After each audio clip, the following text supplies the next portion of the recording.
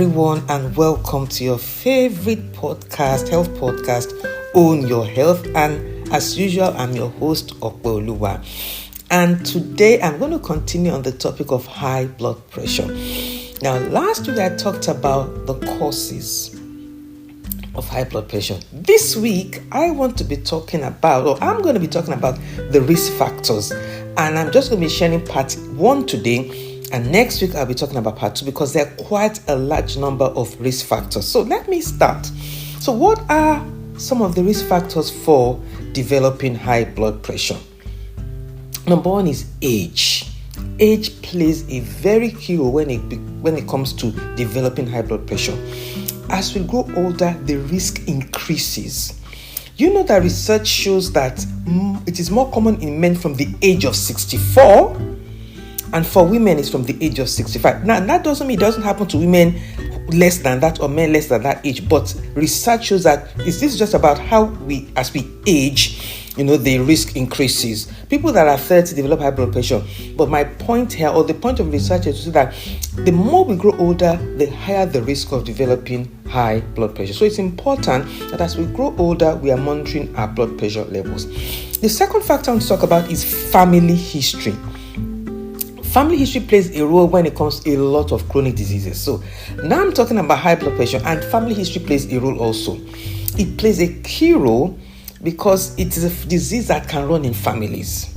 I know families that the great-grandparents had it, the grandparents had, and on and on and on. And because they didn't take the steps, to deal with the risk factors, they all have developed high blood pressure. And I know people whose families have it and they've taken steps to protect themselves and have reversed high blood pressure, or some of them haven't even developed high blood pressure. So the risk increases when it is in the family. So when family members have it, it's worth us making sure that we are monitoring our numbers and doing everything possible at addressing all the risk factors so that we do not develop it, or so that we can reverse it if we have developed it. So let's go to the third factor I want to talk about, and that is ethnicity. Ethnicity plays a role. Do you know that it's more common in African heritage than among the Caucasians?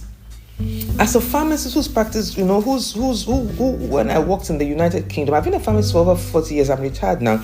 And when I was working in the United Kingdom, I discovered that doctors had to combine 3 or more different drugs when they were treating Africans, when you compare it to when they're treating Caucasians. So it's higher, there's a higher risk of Africans developing when comparing it to Caucasians, even at an earlier age. And it's even more difficult to treat Africans than it is to treat Caucasians. So ethnicity definitely plays a role.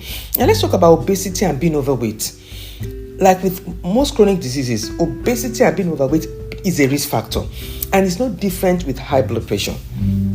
The more weight we carry, the more demand that is made on the blood, in our blood vessels, to carry nutrients to the tissues and to supply our tissues with oxygen.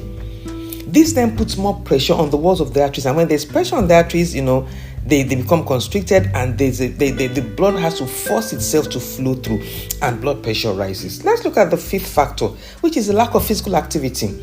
A sedentary lifestyle or lack of physical activity can lead to weight gain. And as I stated before, when there's weight gain, there's an impact on the heart, and that affects the arteries and raises blood pressure.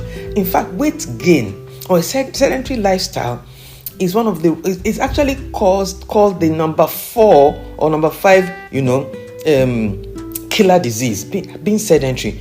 I know somebody a client who shared recently with me that when he started going to the gym every day, being very, very active with his exercise, his blood pressure that was about 190 something went down to about 120 something. That shows how important exercise and physical activity is when it comes to dealing with that risk factor. So we must not joke with that exercise. Go for walks. It's important. Do not be sedentary, because it will, especially if there's other risk factors, then you cannot afford to live a sedentary lifestyle. When you move, when you're active, when you walk, when you jog, you are going to reduce your chances of developing or actually bringing your blood pressure levels down. The sixth factor I'm talking about is diet, a high sodium diet. Now, a lot of us love the salt in our diet. There's nothing wrong with having salt in our diet, but it must be moderate. There's an amount that is required for us to have in a day. But I won't say to us that a lot of us eat about 10 times that amount. Have you noticed that a lot of us, when we go to like restaurants or anything, or even when we are served food anywhere, the first thing we pick up is a salt shaker. Even before we taste the food, we've already picked up the salt shaker and we've started adding the salt, which is not such a good habit. Now, a lot of the common table salt is very high in sodium. And when you have high sodium content in your diet, it causes your body to retain fluid. And when there's fluid retention, this increases the volume of blood in our blood vessels.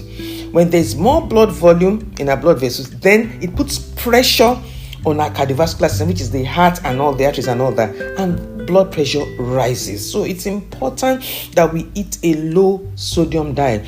I prefer, when I'm cooking, to use salt, Himalayan salt or sea salt, instead of the regular table salt, which has been depleted of its nutrients and is higher in sodium. And then also decrease the amounts that we're using. Salts like Himalayan salt, when you use them, you use less than when you compare it to the regular salt. I have discovered that for myself. Then, another factor, the 7th factor I want to talk about today is stress.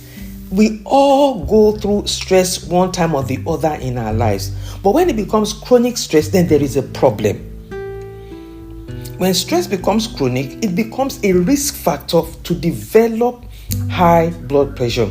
And not only high blood pressure, it becomes a risk factor for other chronic disease. So we must do everything we can to deal with stress in our lives, because stress is common to all of us. It's the way we deal with it that is important. We must make sure that when we have other risk factors, we must not add stress to it. We must deal with stress factors by, going through meditation, journaling, visualizing, things like that. Find ways of coping with the stress that comes into our lives, So stress is not only a risk factor for developing high blood pressure, it's also a risk factor for other illnesses too, like diabetes. So let me go on to the 8th risk factor, chronic health conditions.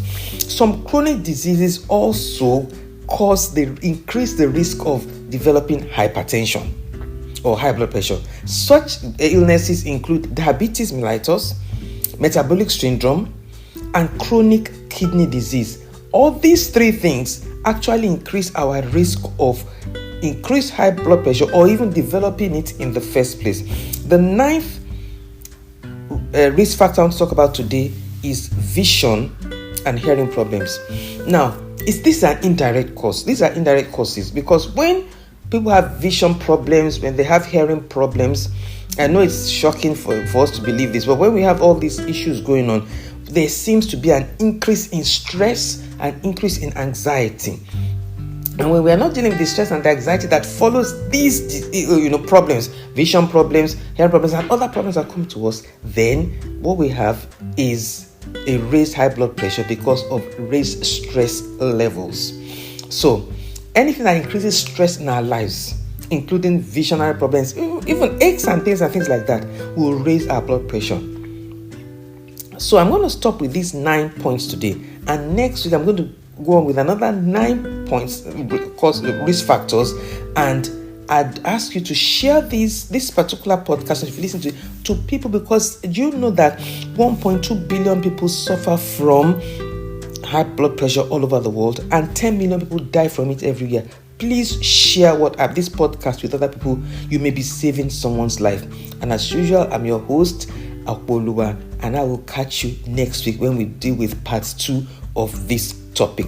Thank you once again for listening, and I will catch you next week. Remember to like and share with other people.